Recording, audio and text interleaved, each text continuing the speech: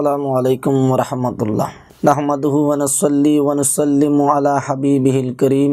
আম্মা বা'দ, ফাআউযু বিল্লাহি মিনাশ শাইতানির রাজীম। বিসমিল্লাহির রহমানির রহিম।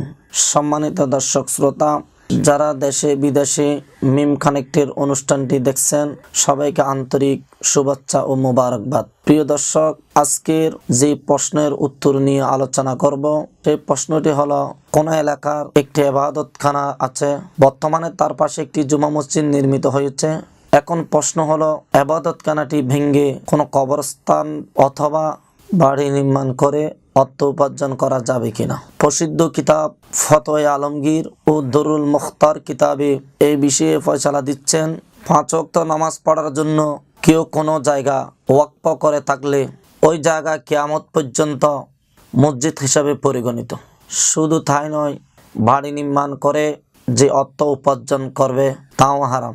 বরং শরীয়তের নির্দেশ হলো, পুরাতন ইবাদতখানার সার্বিক সংরক্ষণ ও পবিত্রতা রক্ষা করা স্থানীয় মুসলমান ও পরিচালনা কমিটির একান্ত কর্তব্য।